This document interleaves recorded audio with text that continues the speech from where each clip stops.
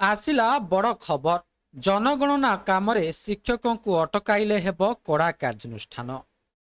ତେବେ କ'ଣ ରହିଛି ସମ୍ପୂର୍ଣ୍ଣ ଅପଡେଟଟି ଆସନ୍ତୁ ଜାଣିବା। ତା ପୂର୍ବରୁ ଚ୍ୟାନେଲରେ ନୂଆ ଥିଲେ ଚ୍ୟାନେଲଟିକୁ ସବସ୍କ୍ରାଇବ କରି ରଖନ୍ତୁ ଏମିତି ଗୁରୁତ୍ୱପୂର୍ଣ୍ଣ ଅପଡେଟ୍ ସବୁଠୁ ପ୍ରଥମେ ପାଇବା ପାଇଁ। ଜନଗଣନା କାମରେ ଶିକ୍ଷକଙ୍କୁ ଅଟକାଇଲେ କଡ଼ା କାର୍ଯ୍ୟାନୁଷ୍ଠାନ।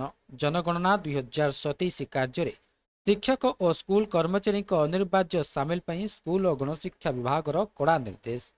କେତେକ ବେସରକାରୀ ସ୍କୁଲ କର୍ତ୍ତୃପକ୍ଷ ଶିକ୍ଷକଙ୍କୁ ଜନଗଣନାକାରୀ ଓ ସୁପରଭାଇଜର ଭାବେ କାମ କରିବାରେ ବାଧା ଦେଉଥିବା ନେଇ ସରକାରଙ୍କ ନଜରକୁ ଆସିଛି। ସମସ୍ତ ଜିଲ୍ଲା ଶିକ୍ଷା ଅଧିକାରୀଙ୍କୁ ସରକାରୀ ଓ ବେସରକାରୀ ସ୍କୁଲକୁ ତୁରନ୍ତ ନିର୍ଦ୍ଦେଶ ଜାରି କରିବାକୁ କୁହାଯାଇଛି। ଜନଗଣନା ଦାୟିତ୍ୱରେ ନିଯୁକ୍ତ ଶିକ୍ଷକ ଓ କର୍ମଚାରୀଙ୍କୁ ରିଲିଫ୍ କରିବା ବାଧ୍ୟତାମୂଳକ। ଅଯଥାରେ ଜନଗଣନା କାମରୁ ଶିକ୍ଷକଙ୍କୁ ବଞ୍ଚିତ କରାଯିବ ନାହିଁ। ନିର୍ଦ୍ଦେଶ ଅମାନ୍ୟ କିମ୍ବା ଅବହେଳା କରିଲେ ବିଭାଗ ପକ୍ଷରୁ କଡ଼ା କାର୍ଯ୍ୟାନୁଷ୍ଠାନ ନିଆଯିବ ବୋଲି ଚେତାବନୀ ଦିଆଯାଇଛି। ଜନଗଣନା କାର୍ଯ୍ୟ ସେନ୍ସେକ୍ସ ଆକ୍ଟ 1948 ଅନୁସାରେ ବାଧ୍ୟତାମୂଳକ ଓ ବୈଧ କାର୍ଯ୍ୟ ବୋଲି ପତ୍ରରେ ଉଲ୍ଲେଖ ରହିଛି। ପ୍ରତି ନାଗରିକ 33ଟି ପ୍ରଶ୍ନର ଉତ୍ତର ଦେବେ।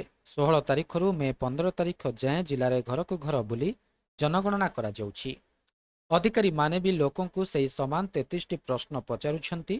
ସେଲ୍ଫ ଏନୁମେରେସନ ବା ପୋର୍ଟାଲରେ ଗଣନା ବାଧ୍ୟତାମୂଳକ ନୁହେଁ, କିନ୍ତୁ ଯେଉଁମାନେ ଏହାକୁ କରି ନିଜ ତଥ୍ୟ ଦେଇଥିବେ ସେମାନଙ୍କୁ ଆଉ ଜନଗଣନାରେ ସାମିଲ ହେବାକୁ ପଡ଼ିବନି। କେବଳ ଜନଗଣନା କରୁଥିବା ଅଧିକାରୀଙ୍କୁ ନିଜର ରେଫରେନ୍ସ ନମ୍ବର ଦେବାକୁ ହେବ।